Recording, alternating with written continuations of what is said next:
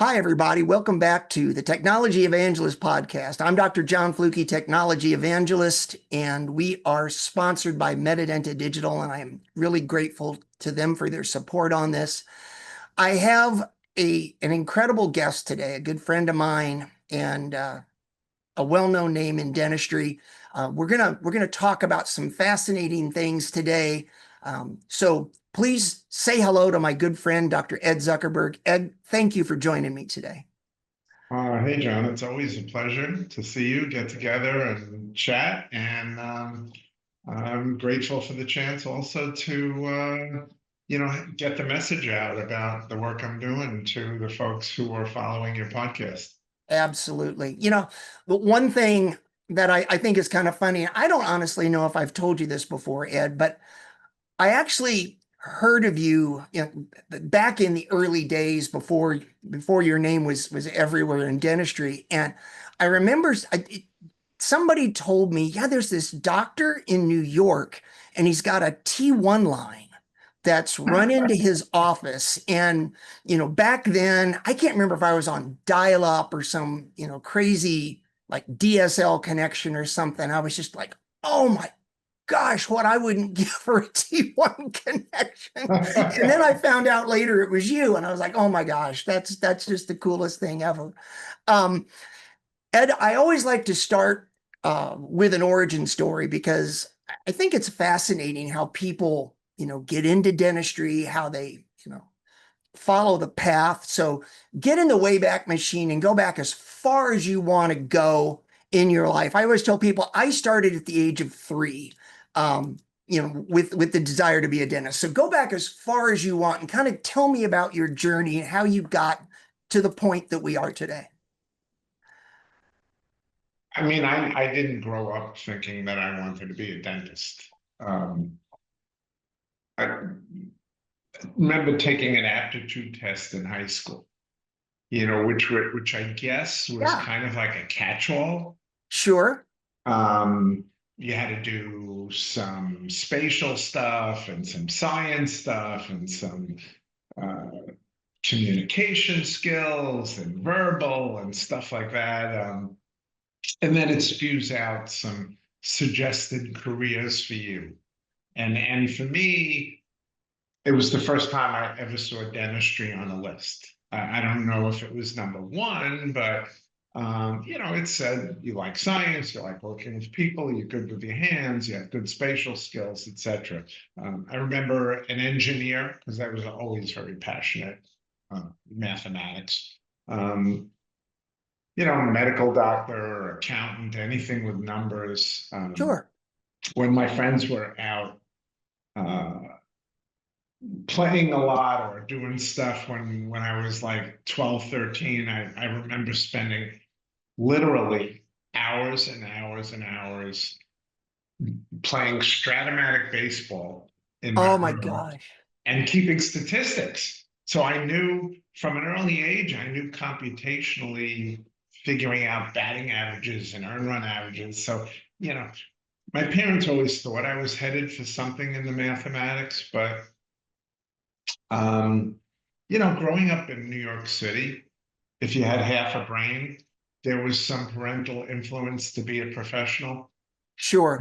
doctor of any kind, lawyer, Right. that kind of thing. And I liked science, so I went to Brooklyn College, part of the City University, as a general, what they call the pre-med track, Okay. Yeah. and applying to medical and dental school. And I remember, I mean, I knew very little. I've had one restoration in my life. Oh my So I gosh. have not Wow. spent that. And to date, I don't ever recall having local anesthesia given in my Oh mouth. my gosh. That I had this one restoration on a lower molar that was close to the pulp that the guy did with the old slow speed. Right.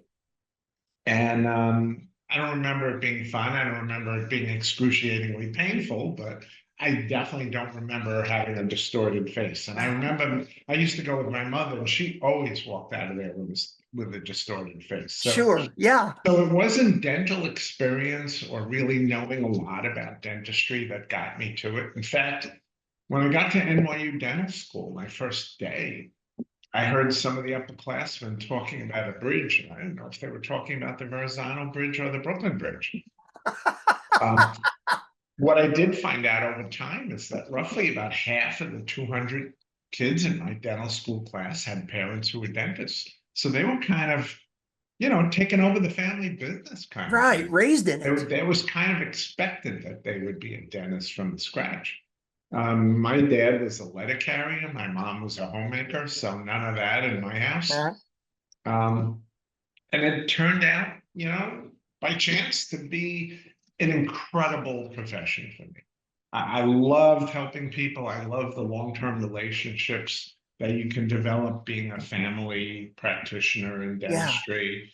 And that was the hardest thing for me to walk away from when, back in, I guess it was 2011, after almost 35 years in clinical practice, and our first grandchild was born in California.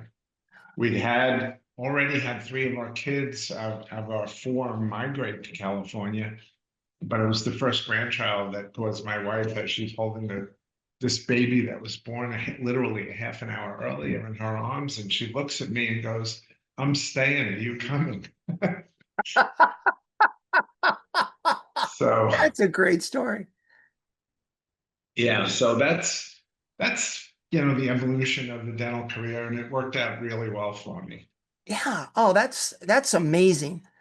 Okay, so Um, the you technology is kind of something that I didn't realize I okay, possessed myself.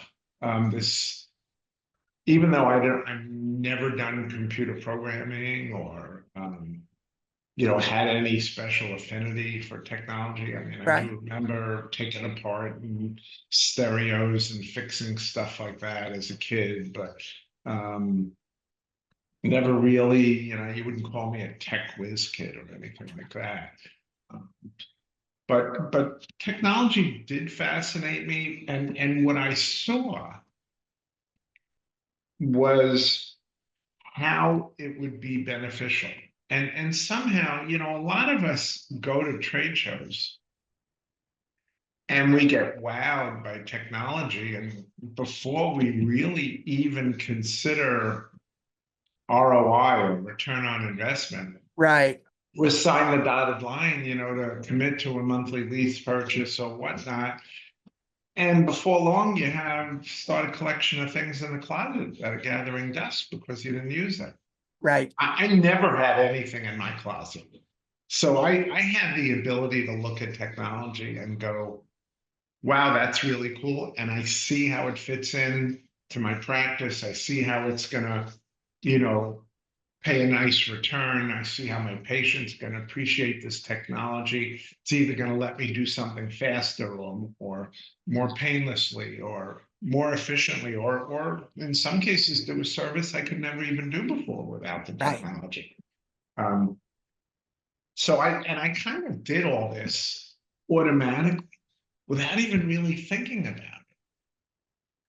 And I kind of learned over time, and this became a useful skill in my second career as an educator and consultant, that my colleagues didn't always think the way I did. As a matter of fact, bingo. none of them did.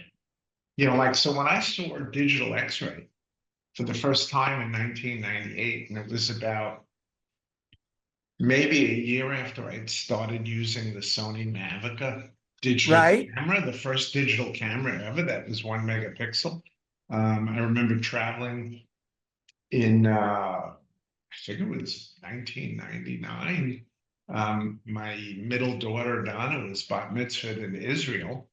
Okay. And I traveled, big leap of faith with no Sure. film, right? I had this Yep. Sony Mavic, 1 megapixel camera with boxes of floppy disks. That's what they took. This Yep. standard 3.5 inch floppy disk that would help. Each one held about 14 images. So I had, a box of 10 was good for 140, and came armed with two boxes. And you didn't need as many pictures. because you looked right away and saw that you got the images you needed. Right. And anyhow, fast forward to that becoming available for dentistry around the same time. Yeah. And one thing I had always struggled with, even though I consider myself way above average in patient communication skills, having my wife leave her psychiatry practice and join our office to help deal with patient phobias and whatnot. I mean, Sure. we discussed, this until the wee hours, how we're going to um, benefit the patients and thereby benefit ourselves by making them understand, appreciate, and accept treatment. So back in the 80s, I had the first AccuCam digital intraoral camera. And funny story, the guy who I bought that from, who, that was, I think, sold to Dentsply. He recently was pitching an intraoral ultrasonic periodontal probe to me. So almost 40 years later, he's still into building cool tech. But that the concept there was the same thing, showing patients what's going on in their mouth to make it easier for them to understand Bingo. what you're telling them they need. Because we didn't really have great tools. We had these tiny little dental x-rays that, even though we saw pathology in there, and we had these little magnifying glasses you could slide over the fluorescent monitor to help them see it in a little bit larger format, they really didn't get it from the x-ray. No, they'd say they did. And then I Yeah, remember when I went to digital, I could show it to them on a screen. Then they there go, you oh go. my gosh, now I see something. I mean, people, when they decide to go to the dentist, um, and then you tell them what they need, dentistry, the decision-making process, the decision to accept dental treatment falls somewhere below house payment, car payment, vacation, putting food on the table, anything the kids need, anything the dog needs. And Yes. then maybe if there's some time and money left over, I'll take care of my own needs. Right. And we didn't do anything to help bring dentistry to the top of that list. And as part of this office overhaul that I did in 1999, when I put in this one digital x-ray unit, was we had 3 operatories at the time. We also put in new chairs with 21-inch monitors on each chair. So now the patients are seeing that tooth with a caries lesion or with a periapical pathology blown up the size of a whole screen. And all of a sudden it looks like a cancer, and they want Yes. it fixed yesterday. Right. And when I saw this technology, my thinking was, wow, this is going to add 100K to my bottom line in terms of increased case acceptance the first year. I was wrong. It added 150K. And I remember going to the Greater New York meeting that year, bumping into some colleagues. Hey, what's new? Put this digital x-ray in my office, and they want to know how much does it cost. Right. And I'm going, well, I went completely past how much it costs. How much it Right. costs is part of the ROI, right? That's Yes. part of the Yep. equation.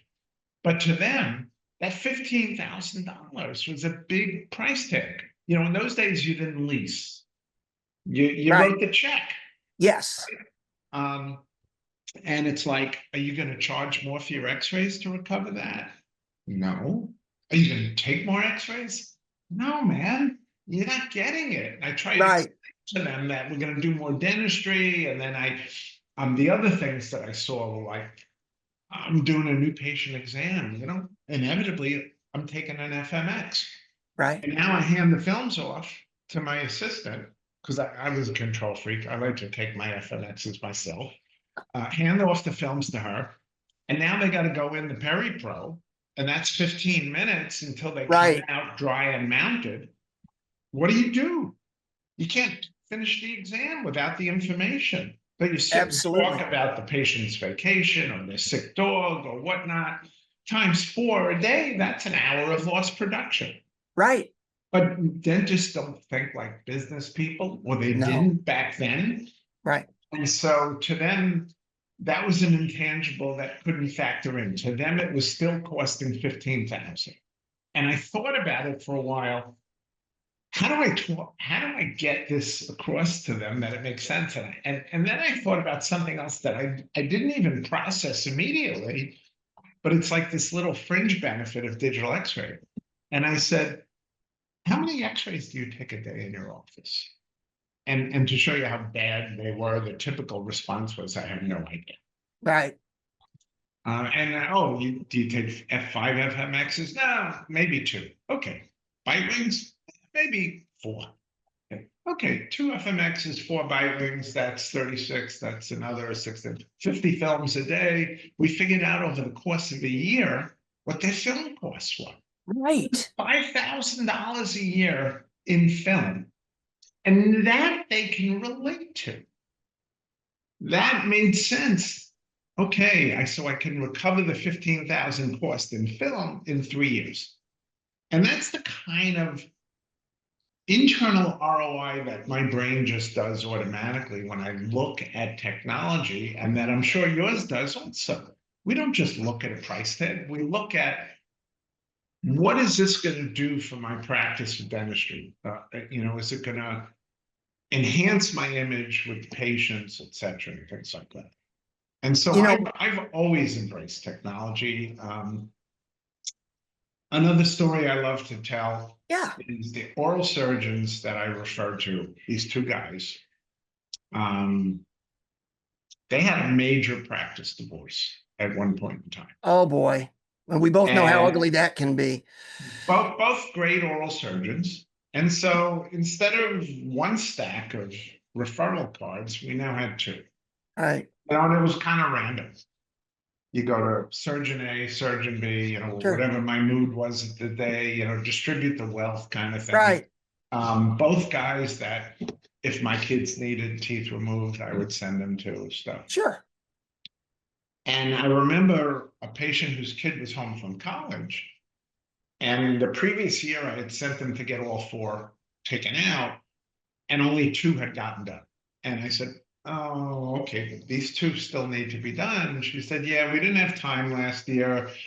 He gave us the choice of putting the kid under and taking all 4 out, or using local and just doing 2. So we opted to just do 2. We didn't get around to doing the other 2, but I'll get him done while he's home from Christmas. And I saw which surgeon had done it.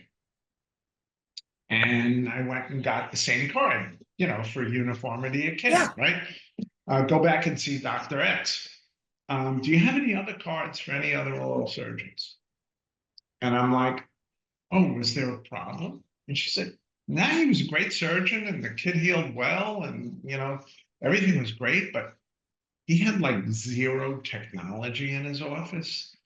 I mean, he pumped up the kid in the air by stepping on like the old barber chairs, and Oh yeah. his drill had the wires and still. And when I walked out, I asked if they could email me the statement, and she said, we don't have a computer here.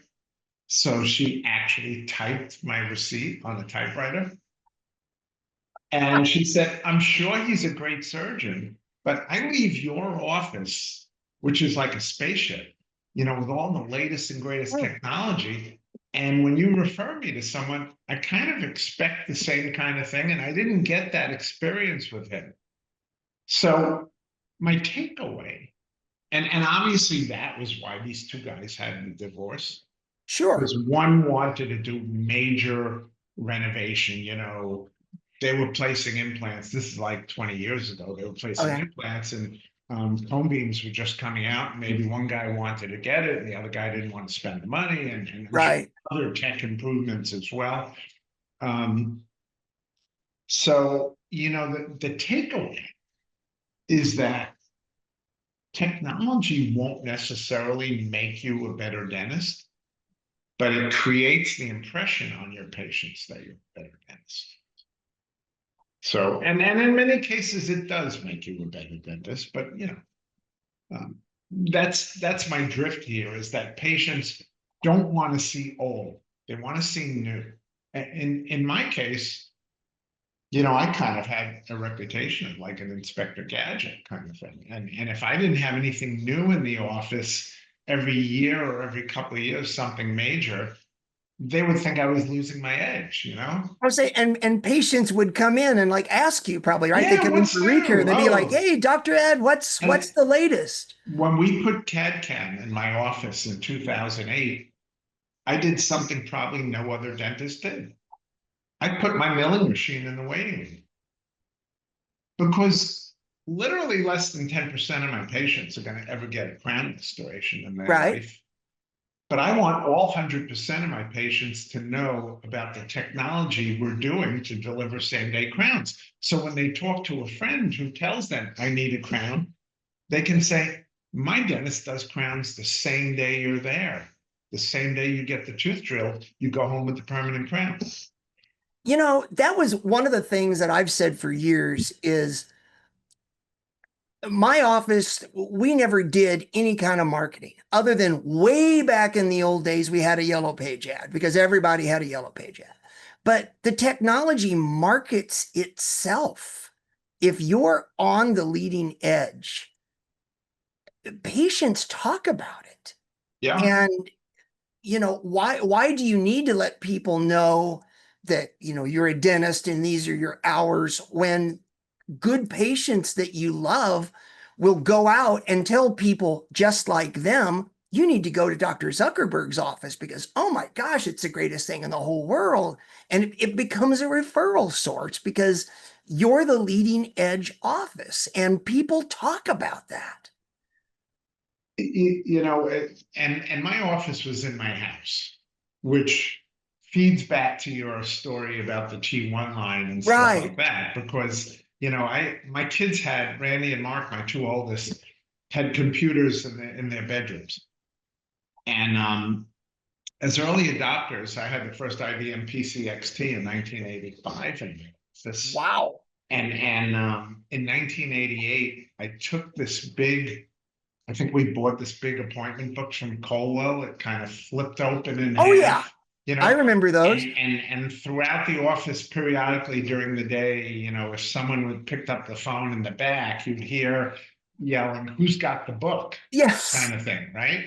right. Because there was only one book that controlled Yep. all the appointments and everything like that. And I also had these nightmares about fires and floods and stuff like that. So I asked my computer guy to build an online appointment module for me. And I remember taking the book away from them. I think it was like 88 or 89. Um, and they like screamed at me that I was changing everything. A few months later, they couldn't thank me enough. Yeah, Right. yeah, But so we were doing electronic claims in 1990 with Dental Exchange.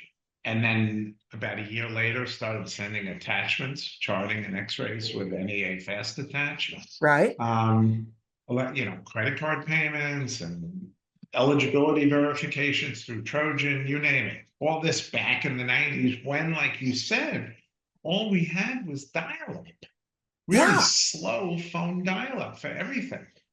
And one of the gals came to me and at one point said, I noticed things get really slow at the end of the day. And I'm like, end of the day, like, wow. She goes, like, I thought, let me check. And then she comes back to me a few days later and says, it's between 3:30 and 5 when we go home. It's really, really slow. So it didn't take a rocket scientist to figure out that Mark and Randy were coming home, going on America Online, and cutting into our bandwidth, right? So I had a Yep. son. I had a friend who had a son with a fledgling computer business who came to the house and wired the house for. At that time, we were using Cat4 cable, Right. and then we brought in a T1 line. So we had broadband in the house in 1995. So it was Mark really had an unfair advantage. He was like 11 at the time, and whereas the typical Westchester, New York home had one computer with shared AOL dial-up among all the family members. And if they were We lucky, they had, were at 56 baud, yeah, well, we had three in the bedrooms upstairs. Karen and I had one in our bedroom. Mark and Randy each had one. We had five in the dental office. So we had 8 computers all networked together. A scanner on the network, printer on the network. Um, and now there's no, with broadband, nobody had any bandwidth issues. Right. So here's this kid with um, broadband 24/7 in his room growing up. And today that's okay. Everybody's got that now, Right. but in 1995, no 11-year-olds had Oh, that. no, no. And And, and I give and you credit because that was crazy expensive in 1995. yeah, yeah, and having an office in the house kind of made everything tax deductible. Yep. So it was kind of a very efficient way to Sure. run an office with overhead less than 50%. Yeah. I mean, it's And genius. and I remember one particular story where one of the perks of a home office is we did family dinners with the kids every night. Oh And my and we'd go gosh. around the table all getting to talk about our days. And I remember I had had the Comlight sales guy in the office that day. And I was telling everybody that I was excited about this new form of inter-office communication using this light system with 6 Right. different colored lights that we were going to use. And Mark looks at me and goes, "They have to drill wires for that?" And I go, "Yeah." And he goes, "Well, why would you do that? You already have computers in all your rooms that can already talk to each other." He goes, "I'll build you something that you can all communicate with each other on the computer. Ah, Give me a couple of days." Well, he wound up doing it that night. And then the next day we had, I guess, a precursor version of AOL Instant Message with yeah. our own internal Right. networking thing that we dubbed it Zucknet. And that was live in our office. It never went commercial or anything like that, but it was in our house. Yeah. And this 11, 12-year-old kid created this. I'd never And heard that story before. and That's gold. so Wow. I would be like working on my patient, and all of a sudden a little pop-up pops up on my screen from the hygienist that I'll be ready in 5 minutes for an exam on my patient. And oh, by the way, Mary has been told by me that she should get a crown on number 19. So now when I walk in there without any communication between me and the hygienist at all in front of the Right. patient, I'm looking and I make a comment about number 19 having an oversized amalgam and discuss, that this cusp is ready to fracture and stuff like that. And she goes, Sure. "Lori said the same thing. Why don't we go ahead and schedule that?" So it really enhanced the way we did dentistry at a very early stage in the game. I kind of did my own thing in the office. I was really not on anyone's radar. I'm kind of curious as to when you heard that story about the T1 line and how that worked. But I think while I was doing some lecturing, I Right. lectured for, salespeople like Orifama and the digital X-ray people. They had me doing talks because I was like great company reps for them.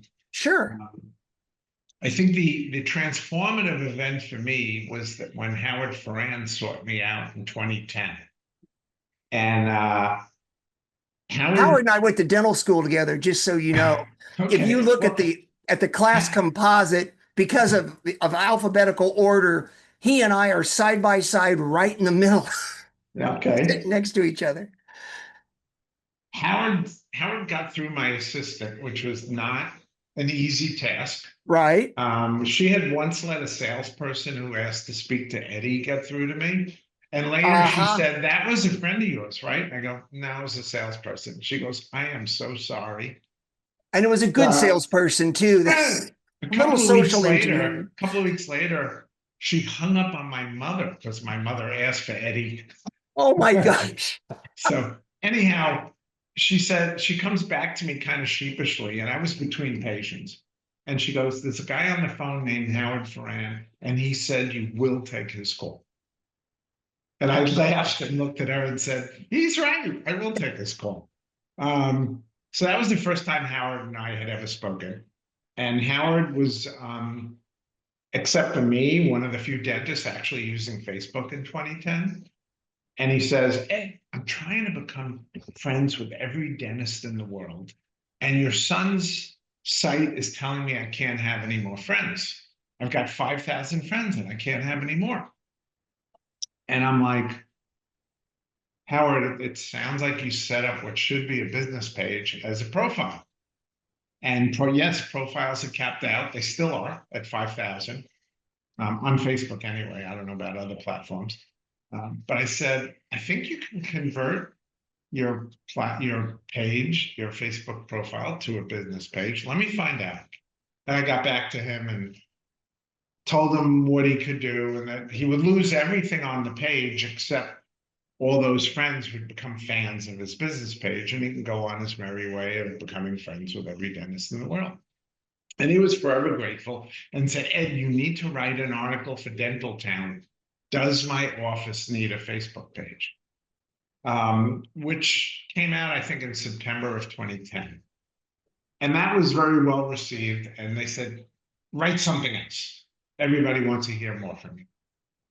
And I said, well, I'm a really good dentist, but I'm not going to teach. There's nothing I can think of that I'm going to teach my colleagues about dentistry.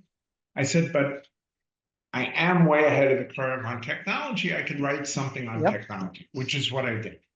And that caused an avalanche of emails and phone calls and whatnot of startups asking me to advise them, organizations asking me to come lecture, dental schools, AGD, various constituencies and whatnot. And that kind of coincided a few months later with our first grandchild being born and us starting the shift out to California. So I was doing 2 weeks in the office in New York, 2 weeks in California while we looked for someone to buy the house and dental office. Not an easy task. Took 2 years. I was gonna ask you if that Took 2 was years. Took typical. 2 Yeah. years.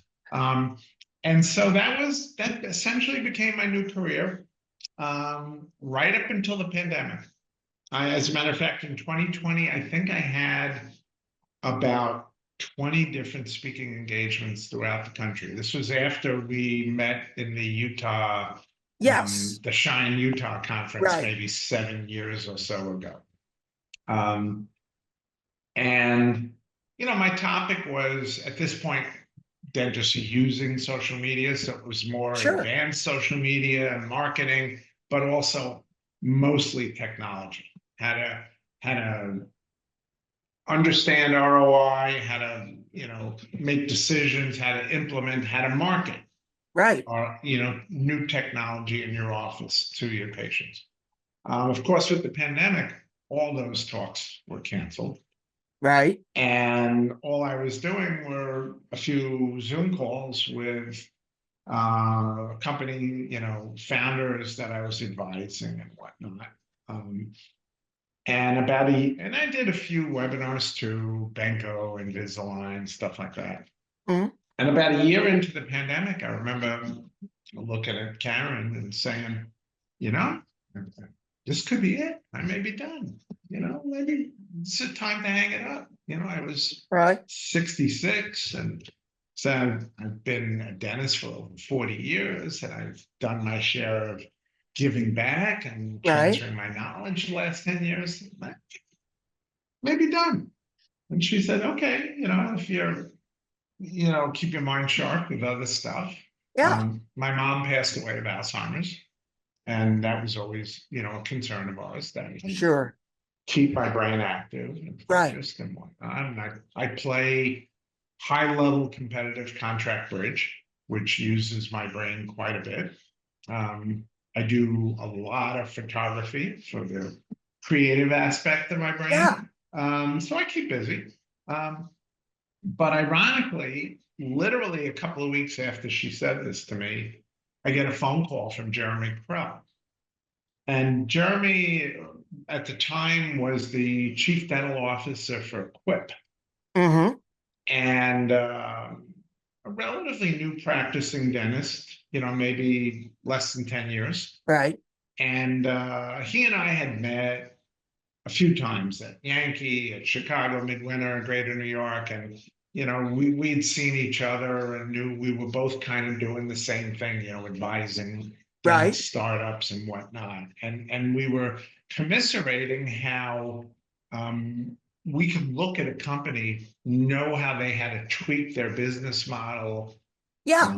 Maybe they need a dedicated business CEO, stuff like that Right. was pretty automatic to us. The one hitch was getting them money.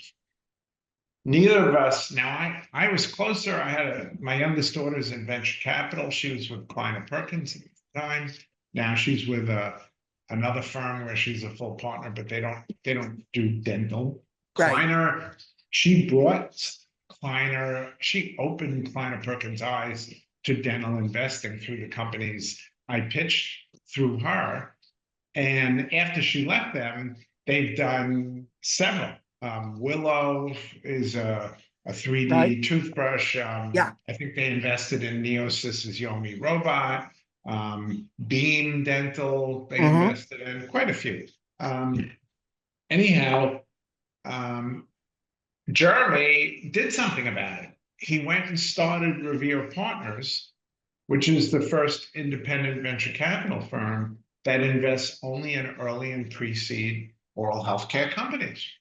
Um, he had a friend who was at Bridgewater, a 13-year veteran of one of the largest hedge funds in the world, and together they founded this company. And Jeremy asked me to join as venture partner. He goes, look, I know we're not going out meeting people in person and stuff like that. There'll Right. be a lot of Zoom calls. We're in talks to develop, and we already have a lot of top industry experts. Everything dentistry, whatever you need. If it's out of your level of expertise, if it's something that's going to have an FDA regulatory component, if it's going to have a chemistry component, you can bring in all the people you need to consult with to help evaluate startups. And right now we're looking at a backlog of over 200 companies we have to do diligence on. And our Wow. fund only invests in 4 each quarter. So Wow. I joined them.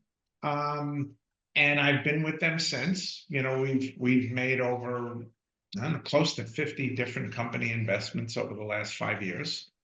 Doing really well, and we're actually, well, most of those quarterly funds are pretty small, maybe $1 million total, which means we're investing like 250, 300,000 into like 4 different companies each Right. quarter. We're now launching a single large scale fund, $100 million venture capital fund that will be targeting larger investments, maybe 35 companies, about 3 million per company. Not so much early stage, but more like Series A, maybe Series B, Sure. where we may be lead investors in a round or something of that nature. And we're also getting lots of institutional money coming in. So we're raising towards $100 million goal on that now. And along the way, early on, my original bent was what my expertise is in, right? Technology. Yeah. Right. If it's AI interpretation of radiographs, if it's robotics, if it's a cool, smart toothbrush or something like that, Ed's the one that has to look at it, right? Right. But in probably early to mid 2021, I got asked to look at a company called Keystone Bio, which had a Right. monoclonal antibody to eradicate P. gingivalis through subgingival irrigation. And I'm like, well, P. gingivalis, I remember hearing about that in microbiology in dental school 40 years Right. ago. It's one of those bad bugs of periodontal disease, but I really didn't know much about it. And that 1 hour phone call with this team just transformed where I was. And I said to Karen, that discussion we had last month That's off the wall. That's off. I am going to be dedicating the rest of my life to learning as much as I can about how these bacteria in the mouth cause systemic disease, because they clearly do. And Yes. we all as dentists know it, but none of us know how. I mean, in dental school, I don't know what they taught you, but they taught me in the late 70s. They taught me that when you have periodontal disease with inflammation, that the local capillaries get engorged and dilated, and bacteria that accumulates at the gingival level make their way into the bloodstream, causing a bacteremia. And then from there, they do their thing, whatever that Right. thing is, to cause systemic havoc. End of discussion. That was Yep. it. That was Um, mine too. and it amazes me now that even now in 2025, I've been doing this for now since 2021. When I lecture to dentists, they walk out of the room with their head spinning when they hear what I have to say about P. gingivalis. Almost none of them have ever heard about how P. gingivalis does its thing. They've heard of P. gingivalis, but they don't know how it works. Exactly. They don't understand how a bacteria that can't cross the blood-brain barrier can contribute to dementia. So when I discuss with them that P. gingivalis exfoliates these outer membrane vesicles, it builds these outpocketings in the wall of the organism filled with toxic proteins that then get secreted. Literally thousands and thousands of vesicles for each organism of P. gingivalis get released into the local tissues in the gum, with the goal, evolutionary wise, for the bacteria of creating a more ideal environment for the bacteria to thrive in the mouth. Increased inflammation, increased acidity, right? Right. All things that favor that P. gingivalis in a competitive environmental situation against other bacteria. Nature finds a And way. and the collateral damage is it's the gingivalis, these outer membrane vesicles containing Right. the toxic proteins that get released into the bloodstream. And those gingivalis cross the blood-brain barrier. They're not bacterial organism, but they do carry the DNA of P. gingivalis because they're produced from PG. Sure. And once they're in the brain, they interfere with neuronal transmission, the synaptic neuronal transmission. So now we see loss of, you know, loss of, intellectual sharpness Right. starting to come in. And it's the first time, once those gingipains of P. gingivalis are in the brain, it's the first time that the immune system of our body pays any attention to the organs. P. gingivalis is one of two organisms, the other being H. pylori, which is also a bad bug in the gut, that have figured out a way to evade the immune system's normal detection of a bacterial invasion. Typically, what happens is a bacteria secretes um, uh, um, polysaccharide, Mhm. vinyl polysaccharides around to coating around the body of the organism. And each of those polysaccharides has a signature that the immune system can detect as an invader. P. gingivalis and H. pylori have designed their polysaccharide to go under the radar of the immune system. They do not get detected. There is zero immune response to P. gingivalis infection at the gingival level. It's a stealth bug. Yeah. And the only time the immune system goes, hey, something's going on, is when it detects activity in the brain with the gingipains. When it does that, it sends in the macrophages and T cells, to, hey, Right. let's get these guys out. And the byproduct of that immune reaction to the ginger pains is the formation of beta amyloid plaque, which we know in extensive quantities is our main diagnostic skill to identify Alzheimer's dementia. And in fact, in autopsies of Alzheimer's patients, in literally 100% of all Alzheimer's brain autopsies, you find the DNA of P. gingivalis. Wow. But not the organism. The Right. organism can't get through. It's not the organism's very happy living and thriving in the gingival tissue. Similarly, we understand the pathways, and I don't want to, I know we're coming up on the end of the hour, but we understand the similar pathways, how the ginger pains of P. gingivalis go into the liver, where they attenuate insulin sensitivity. And I know in the profession, there's long been a discussion about, does diabetes cause periodontal disease? Well, we have evidence Right. that periodontal disease causes diabetes or exacerbates diabetes, okay? Yeah.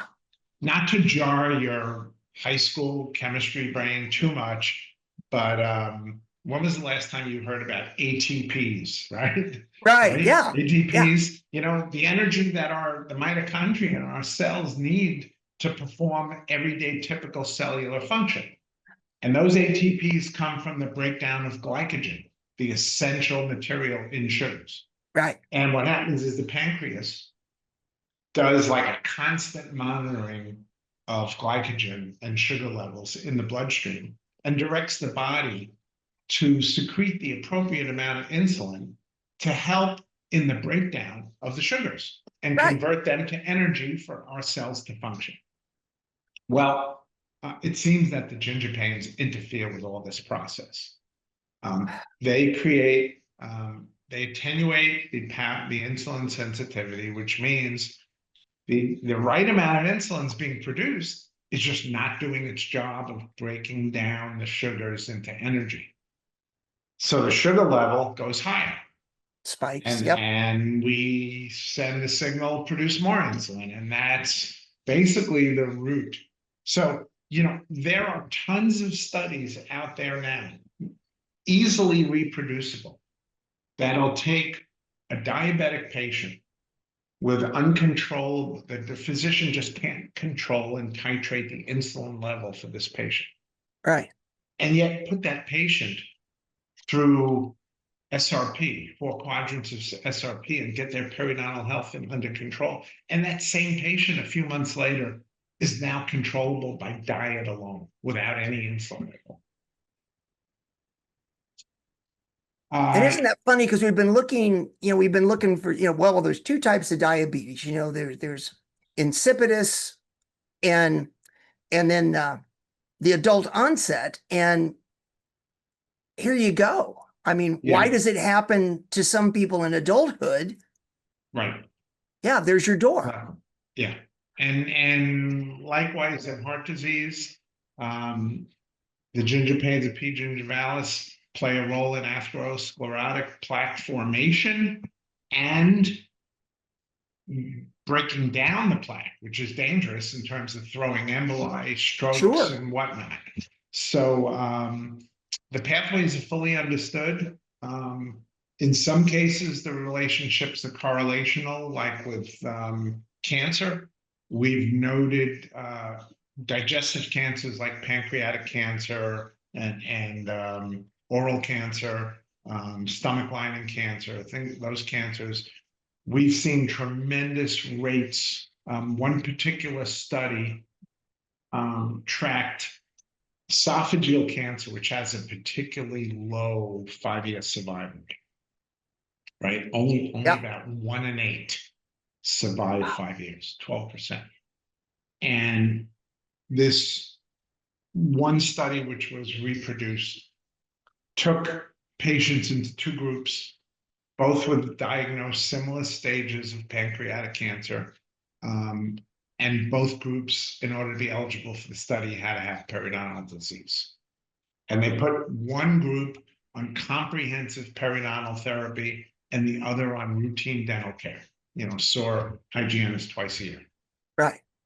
The group on comprehensive therapy, the routine didn't have any deviation from the expected 5-year survival rate of 12%.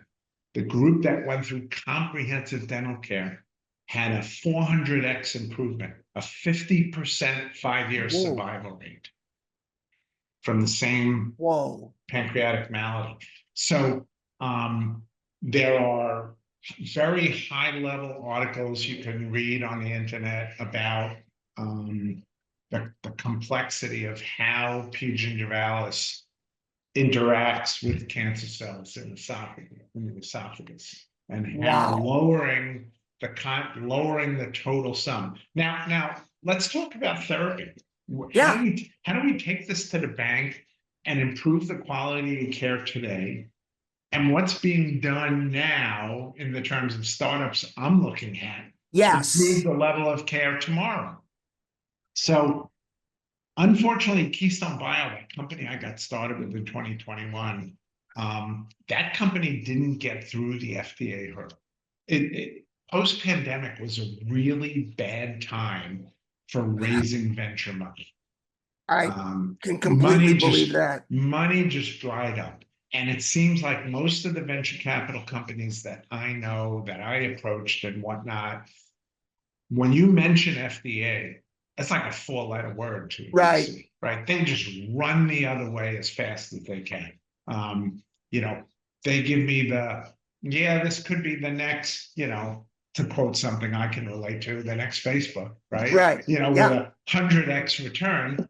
But there's a lot of people at this time who've made a lot of money. We've moved in this country to greater separation between the extreme wealthy and the middle class. Right. That 1/10 of 1%, is now mega wealthy, right? Right. And those people have already made a ton of money. And a lot of those are the people that are writing sizable checks to these venture capital funds. And with high reward companies comes high risk. Sure. And most of the venture capital companies look at that like, I can't afford that. What they move to is companies with proven track record, with product, with customers base, with revenue. And what they look at, how can an influx of capital into these companies produce rate of returns for these clients that can exceed what they can expect to get in the stock market? Hmm. If I can generate 30% a year for my very wealthy clients, they tell me, we're going to be super thrilled. So I don't need 4,000% a year that I might get from a Keystone Bio if they strike gold. Right. And I can't afford the risk of them being zero. So I can't write this check. And it's not like they needed a ton of money. They needed about $20 million to get through trials, and they just couldn't get it. Wow. So what do we have? Because what we know, and I know this from corroboration from my own salivary testing in my Yes. mouth. I've done like salivary testing the night before my 3-month visit with my hygienist. And I know it's going to come back with high levels of PG, high levels of FN, high levels of Aggregatibacter, et cetera. I can go to the hygienist, get my scaling and route planning, and then repeat the salivary testing a few days later, and all those numbers come way down. That's the good news. Yeah. The bad news is 3 to 4 weeks later, you can't discern a difference between that and the pre-3-month recall sample. So we're only buying about a 3-week reduction in bacterial Okay. load at best with our current treatment methodology, And so what do I do? And I mentioned this to Karen, and she said, "Oh, I have a solution. Just get your teeth cleaned every month." And I go, "Yeah, well, that's a a very idealistic solution. The fact is, we can't even get insurance companies to pay for every 3 months, and we can't get patients to come back every 3 months. No. You Now, know, and unfortunately, in the world we live in now, with everybody, living off of a calendar that, looks like a Tetris game, trying to find that time for people. Yeah. so they had them. I saw the data on their. I still have hopes that at some point we'll be able to revive this monoclonal antibody. I mean, believe it or not, John, there was a study done in 1995 by Dr. 95? 95 in the Wow. UK by Dr. Booth and others in their group, the Booth group. Hmm. If you're interested for your own perusal, I'm Yeah. happy to share it with you. Yeah, I'd Um, love to get it. it was done in the UK, Okay. and what they did was they, monoclonal antibodies gained a lot of popularity with the COVID vaccine, right? But they've Yeah. actually been approved for use in science since the 1970s and have been heavily Way. used since the 1980s. So Didn't know that. by the mid 1990s, Booth's group had identified a monoclonal antibody that was effective against P. gingivalis, and they had never done any in human testing. So they had 14 patients for this study in the UK, very small group, all with periodontal disease, all with testable high levels of P. gingivalis. They put all 14 through scaling and root planing. 7 got simultaneous irrigation with saline as a control Okay. group. 7 got irrigation with the monoclonal antibody.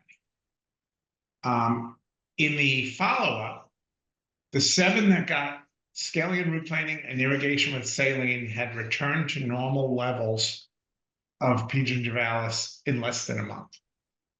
In the group Okay. that got the monoclonal antibody, the earliest of any of those 7 patients where there was any detectable P. gingivalis at all was 9 months. My gosh. But it came back Right. between like 9 and 12 months. It came back, in all of them. And the school in the UK that funded it, remember 1995, we weren't associating periodontal disease with systemic illness at all. No, not at all. AOSH was not a word. Right. AOSH was not an organization until the turn of the Yes. century. So they were thinking of periodontal disease as a cause of tooth loss. End of Right. story. And what they were looking for with this monoclonal antibody was a 1-dose vaccine that would permanently stop P. gingivalis from coming back. So to them, it didn't warrant follow-up or additional funding for additional research. So the monoclonal antibody sat in a cryobank in Zurich until Dan Sindelar, who is a dentist from St. Louis, who's Okay. one of the co-founders of AOSH, um, assembled a brilliant team of people who were experts in PG and various other, biomimetics and vaccinologists and whatnot. And they tweaked the monoclonal antibody used in the Booth study to make it even more effective in binding to receptor sites, et cetera. And enough to the point where they thought they had enough IP to start a company and raise money. And they did raise about $5 million to get it to the point where it was ready for in-human trials before they ran into their dead wall. Dan has since continued and has developed a product which I don't think he's commercialized yet. I think it just became ready and available and can be bought from his website now. I think the website is Okay. refreshlifepro.com. Okay. And I have no stake in the company, but Dan's a good friend because I worked Sure. together with him at Keystone Bio for a while. And he has a powder that's full of a bunch of natural ingredients, but also includes quercetin. Quercetin is a very interesting flavonoid that when I gave a keynote at UPenn's symposium this past May, and one of the doctors there is doing a a research study combining quercetin with a chemotherapeutic agent. I think it's called dasatinib. She calls the combination the DQ combination. But dasatinib right now is only approved as a chemotherapeutic agent. Quercetin, which she didn't even realize, but which, since Dan's an expert on this stuff, he knew quercetin Sure. tastes like hell. And it's been available in health stores like Okay. GNC and stuff like that, but in Yeah. capsule form that you swallow. That's not doing anything in the mouth, right? Right. Yeah. So Dan has this formulation of a, it's a powder that Okay. you mix with you sprinkle some powder with your toothpaste, and when you're brushing with it, you're getting it subgingivally and Yeah. whatnot. And the quercetin has been shown to really have a beneficial suppressant effect on P. gingivalis. Interesting. There's some guys at a company called FlightPath. Okay. FlightPath has come up with an antibiotic, not in human verified yet, but in laboratory, effective against F. nucleatum. F. nucleatum is a bridge bacteria, which we think P. gingivalis can't survive in high levels in the mouth without high levels of F. nucleatum as well. And they have a new antibiotic also, which they're claiming effectiveness against several other periopathogens, including Right. P. gingivalis. Their lead investor happens to be Steve Cohen, who's the owner of the New York Mets. Right. And I joked with him last year when Keystone Bio was having funding issues getting to trials. And he said, boy, I'd love to have their IP. And I said, well, you could probably get it. Why don't you call Steve and get him to just write a check for 20 million? I'm sure it can be yours. And he goes, yeah, I just got off the phone with him last week. This was after they had just signed Soto from the Yankees when he became a free agent last year. Right. Yeah. And he said, I just spent $750 million on Soto. I got no money to give you guys. Oh, gosh. But I believe now he may be back supporting their new efforts. So FlightPath is another name to watch. Okay. They're working with the folks up at Foresight Dentex. And then I'm the chief dental officer now for a company called Oral BioLife. And I'll Yes. talk quickly here also, because I Okay. know you're probably winding down. Oral BioLife has a really cool product. So we're targeting the fact that these periopathogens only get suppressed for about 3 weeks after Right. Yeah. engagement, right? What we're doing is they have a gel called Ambrilux gel, Okay. Ambrilux, Ambrilux gel, which will be irrigated subgingivally by the dentist or the hygienist, and Okay. then light cured. Oh, Light cured in the pocket. So unlike your Arrestin, which, I mean, Arrestin is of minimal value anyway, because minocycline does nothing against these gram-negative periopathogens. right. Anyhow, it stays in the pocket for extended period because of the light cure. It's not an antimicrobial, so it has no effects on anything going on in the body or Right. other flora or anything like that. What it does, here's the really cool stuff. During function, and the patient doesn't perceive the gel is in the pocket at all. Okay. During function, teeth move Sure. from clenching, chewing, grinding, whatnot. The movement of the teeth against the gel causes a release of piezoelectric energy. Not like sticking your tongue on a battery, electric Right. energy, Right. very low level stuff, but enough to stimulate osteoblastic activity, to stimulate bone production. And we hypothesize it's enough also to lyse the cell walls of periopathogens in the pocket. And to date, the only clinical studies have been done on dogs. And what we've done is we've shown in dogs with periodontal disease, not just arresting of periodontal disease, but we've actually regrown fertile bone and bone height, not just three-wall defects, you know, Wow. Yeah. regrowing bone height. So anticipated to start human trials next year, and now available for vets to treat dogs with periodontal disease. I So mean, the treating company, Ferkel defects, that's Mike, incredible. it's Yeah. amazing. We can't Yeah. do that, right? No. And I mean, my dog had to have 18 teeth extracted about a year and a half ago.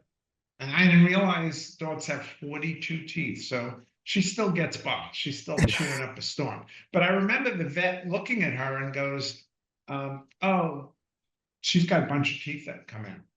And I'm wondering how she's making this diagnosis without x-rays. And I'm going, Right. how do you know that? And she shows me her molars. She doesn't know I'm a dentist. Shows me her molars and says, this is something that we call a furcation.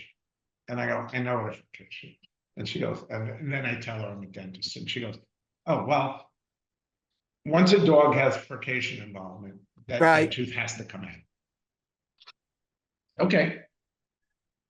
So yeah, exciting. So for the company, what it means is they're actually have an income stream now from the sale of the vet product that Right. helps them get to the next level. And they actually just completed a round and Okay. are starting the next round already at almost a 2x valuation from the round that just closed, based on the product being available, you know, and revenue coming in Yeah. from that and whatnot.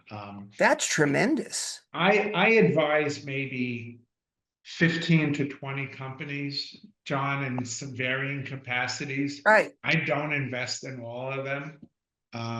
You know, I generally get shares. You know, I don't get a Sure. Yeah. salary, but I get shares in the company for being an advisor. I think enough about this one's potential that I invested my own money in Okay. this one, as well as I did in Keystone Bio, which obviously didn't Right. turn out too well for me, but I'm still a believer. That So that's some amazing stuff. yeah, that's the kind of stuff I look at now. So, you know, Revere is anything with a periodontal component comes through me now. And, you know, generally the other, you know, I still have some robotic stuff Right. that really cool stuff. Like I'm sure you've heard of Perceptive and Yes. their robot system, which is going to hopefully we think by 2028 have dentists doing their crowns robotically, not only same day, but we'll have the crowns on the bracket table before the robot even touches the tooth. That So the that is workflow, amazing. we're looking at a crown workflow of less than a half an hour from start to finish crown. That that's going to change things up just As well as to get there, OCT technology right. replacing Combi and Hmm. replacing scanners. The scanners today, before you invest in one, lease and have not much, you know, skin in the game, and make sure you Sure. have an out, because Right. when it's available in a little more than a year, we're targeting early 2027 for this scanner that's going to use optical coherent tomography. Not only to scan, but it's going to give 3D without any ionizing radiation. And And how whereas incredible will that be? traditional dental x-rays really only detect about 38% of decay right now, OCT is going to detect 85% and also detect things like demineralization and fractures, which you cannot detect with x-rays. Well, and you think about with OCT, when you can find lesions smaller, how much better is that going to make us at remineralization therapy when you can Absolutely. find, little defects and then monitor the progress of the remin with no radiation. I mean, Absolutely. I mean, the words game changer are way overused, Ed, but that is a game changer. It I'm really sure the is. other ASH co-founder, Chris Kammer, is going to be Yes. all over that with his non-invasive dentistry. Yes, absolutely. Well, Ed, thank you. We have bumped up against the clock, unfortunately. I got to get you back if you would be willing and just talk about some of this stuff more because this is where everything's going. And you are so plugged into this information that my head is spinning. So thank Well, you. I'd love to. Look Okay. Well, forward to it. thank you for coming on and taking the time. I know you've got, you know, a lot on your plate and a lot of people want your time. And I am honestly, I'm really honored that you gave me the time you gave me today. So thank you very much. Anything you want to say before we close out? Any little closing thoughts or anything? I didn't even touch in this call about the work I'm doing for Viome in terms of Yeah. I'm the chief dental officer and salivary diagnostics that are available now. I mean, there's a bunch of different companies doing it, but Viome's the only one that's targeting mRNA. Okay. Which is giving us incredible deep insights, as well as the ability to screen for oral and throat squamous cell carcinoma. We could spend the whole hour talking about Viome's technology and salivary All diagnostics. right.